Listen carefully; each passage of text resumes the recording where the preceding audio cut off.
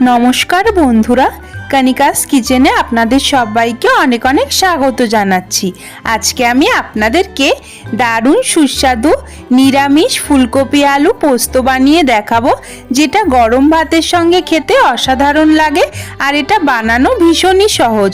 চলুন তাহলে বানানো শুরু করা যাক আমার আজকের রেসিপি। ফুলকপি আলু পোস্ত বানাবার জন্য সবার প্রথমে আমি একটা পেস্ট বানাবো। তার জন্য মিক্সার গ্রাইন্ডার জারের মধ্যে দিয়ে দিচ্ছি 5 চামচ পরিমাণে পোস্ত আর দিচ্ছি 2টো কাঁচা লঙ্কা। ঝাল আপনারা আপনাদের স্বাদ অনুসারে দেবেন।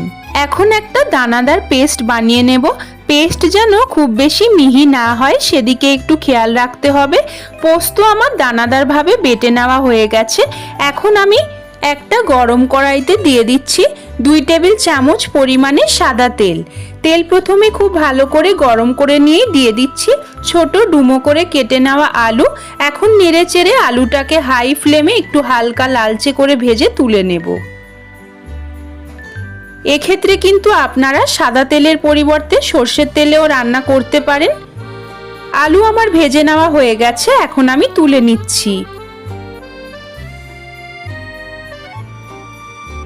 এবার ওই একই তেলের মধ্যে ফোড়নে দিচ্ছি শুকনো লঙ্কা, অল্প একটু 5 ফোড়ন আর 2টো তেজপাতা।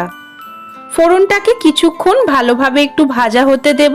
ফোড়ন ভাজা হয়ে গেলেই দিয়ে দিচ্ছি ছোট ছোট করে কেটে নেওয়া ফুলকপি। এখন সমস্ত কিছু নেড়ে চেড়ে 5 মিনিটের জন্য মিডিয়াম টু লো ফ্লেমে ফুলকপিগুলোকে ভালোভাবে একটু ভেজে নেব।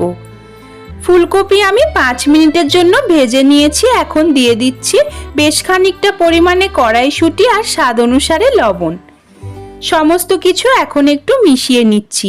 গ্যাসের ফ্লেমটাকে কিন্তু এই পর্যায়েও আমি মিডিয়াম টু লোতেই রেখেছি।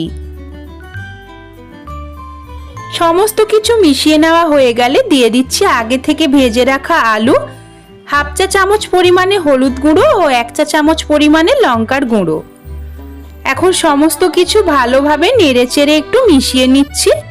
1 থেকে 2 মিনিটের জন্য আবারও আমি ভালোভাবে সমস্ত কিছু ভেজে নেব। 2 মিনিট পর আমি দিয়ে দিচ্ছি যে পোস্ত আর কাঁচা লঙ্কা আমরা বেটে রেখেছিলাম সেটা। মিক্সার গ্রাইন্ডার জারটাকে ধুয়ে অল্প একটু জল এর মধ্যে দিয়ে দিয়েছি আর দিয়েছি 3টে কাঁচা লঙ্কা। 2 চামচ দিচ্ছি চিনি। চিনি দিলে কিন্তু স্বাদটা অনেক গুণ বেড়ে যাবে পোস্ততে। এবার সমস্ত কিছু নেড়ে চেড়ে ভালোভাবে মিশিয়ে নিয়ে 15 মিনিটের জন্য ঢাকা দিয়ে রান্না করে নেব।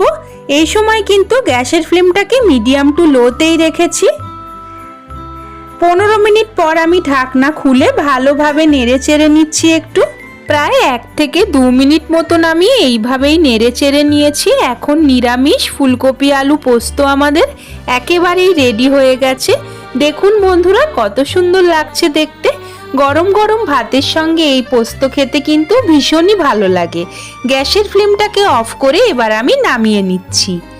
আজকে আমার এই সহজ সরল পদ্ধতিতে ফুলকপি আলু পোস্তর রেসিপিটি যদি আপনাদের ভালো লেগে থাকে তবে অবশ্যই বাড়িতে একবার এইভাবে বানিয়ে আমাকে কমেন্ট করে জানাতে ভুলবেন না। ভালো লাগলে প্লিজ আমার ভিডিওটিকে একটি লাইক করবেন, আমার চ্যানেলকে সাবস্ক্রাইব করে আমার পাশে থাকবেন। পাশে থাকা বেল আইকনটিকেও প্রেস করে দেবেন যাতে চ্যানেলে আমি যখনই কোনো নতুন ভিডিও দেব আপনারা সবার আগে দেখতে পেয়ে যান। আমার এই ভিডিওটিকে বন্ধুদের সঙ্গে বেশি বেশি করে একটু শেয়ার করে দেবেন। আজকের মতন এই পর্যন্তই, ধন্যবাদ।